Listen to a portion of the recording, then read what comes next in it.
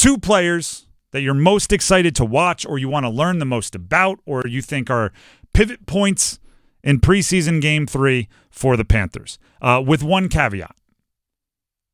Bryce Young. Okay, we've talked about Bryce. We will talk about Bryce. We'll break down Bryce's performance every which way. But I hope they don't really let him do much. I hope it's very kind of open and shut, business-like for Bryce. So we're excluding Bryce from the possibilities just because we'd both have to say him and then we'd only get to pick one. I'll give you one first. Trevon Wallace. 3rd round rookie for the Panthers. Nice. He's been reportedly great during training camp. We've seen him be great during training camp, joint practices, and the like. But here's what I'm interested in, most specifically. Does he get any reps with the starters? Is it just Shaq Thompson and Josie Jewell every snap? Those are the 2 guys. They're going to be there. Or do you anticipate, there's probably going to be a point in the season where Trevin Wallace has to get out there with these guys. Do you get him a few and just see what happens? Because he's, while running with the non-starters for a lot of the camp, at times he's looked like starting quality. So I want to see who he plays alongside with. Right? Gosh forbid something happens to Shaq Thompson again and he misses time. Does Josie Jewell become the play caller, the green dot as they call it, with the microphone in it or the speakers in his helmet? Or do they go to somebody like Trevon Wallace and let Josie Jewell's position not change? It's all up in the air. But I'm excited to see Trevon Wallace and where he fits into the rotation today on the defensive side. Okay. Who's one of yours? Dennis. I'm going Robert Hunt, offensive lineman. Right. Hey, you spend $100 million on an offensive lineman to protect Bryce Young and improve your running game. Let's see you maul some dudes over, bud. That's what I'm looking for. I want to see Robert Hunt pancaking people. Give me Robert Hunt. Have you seen the movie Just Go With It? I don't know why this popped in my head. Okay, maybe I have. Adam Sandler fakes a relationship with Jennifer Aniston, I think. Oh, yeah. I know exactly. I know what you're talking about. There's a scene where he goes up to a very nice hotel and he says, like, hey, we need a room. We didn't get a chance to book anything ahead of time. And they go like, oh, the presidential super duper suite is the only room that's available. And he goes, how much is it? I forget what it is, like $10,000 a night. And he goes like, $10,000 a night?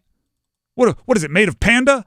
And it's basically, right, the whole joke is if you're paying that much money, you better be getting something special, right? This better not just be another room up there that's just a little bit bigger than a normal suite. If I'm paying that much, it better be made of panda.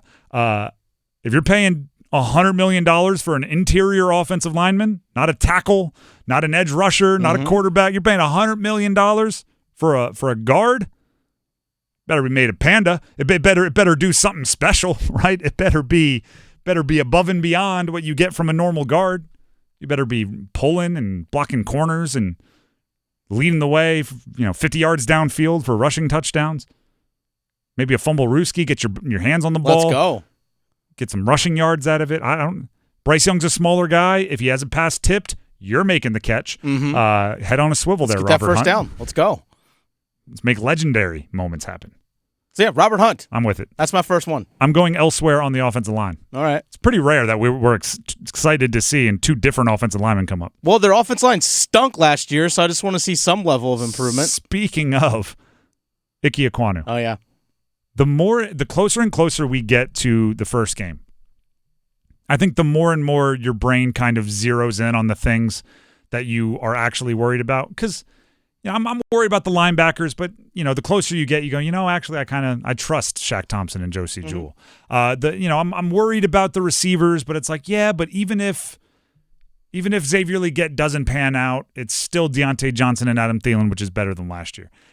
And then my brain gets to Ickey Ekwonu, and I really start to think the whole season, in a lot of ways, comes down to Ickey Ekwonu simply being better.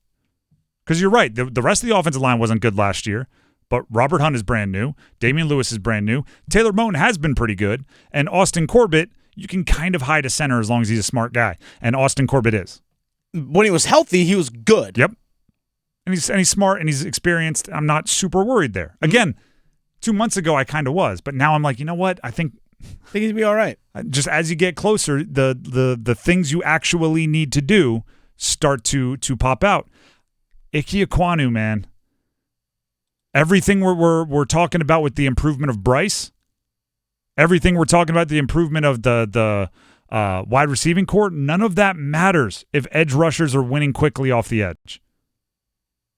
None of it matters if outside linebackers are getting a free run or if he's getting confused on twists and is blocking the wrong guy, which we saw quite a bit of last year. I actually think he's pretty good once he engages with somebody. The hard part is he seems a little timid is this the guy I'm supposed to be blocking? Sometimes he's all out blocking the wrong person.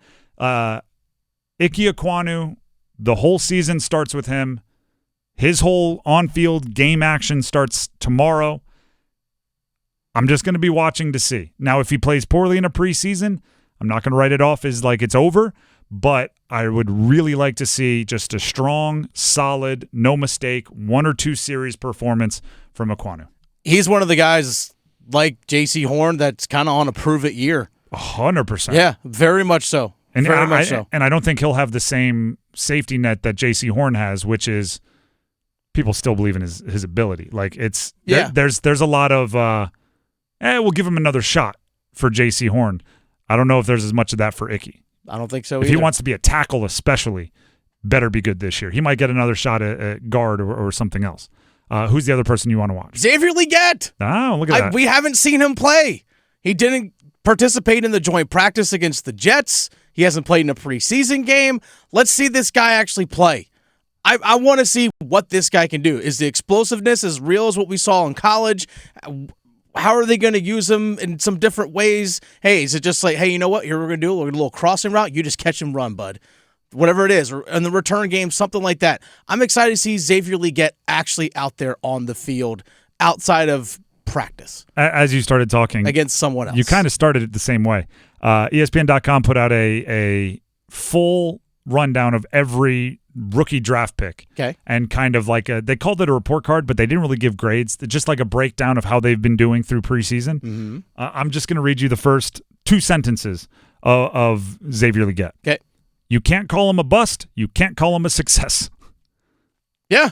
They continue with, you can't call him anything because he's dealing with a foot injury after dealing with a hamstring injury during OTAs. The report card, that's the most incomplete I've ever seen. That's it.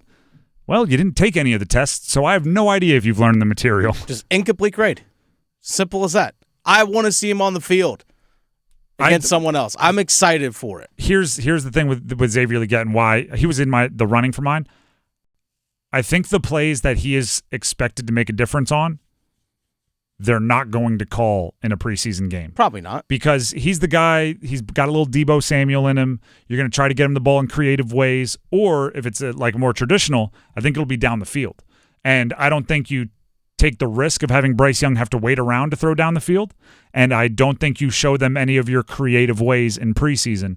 So I think there's a good shot, if he does play today, Xavier Legette will be out there running like the third read routes and probably won't get many targets, if any. Maybe a quick screen or something just so he gets the ball in his hands. But I wouldn't be surprised if he has a quiet day. And I wouldn't hate that, by the way. Don't show your cards if you don't have to.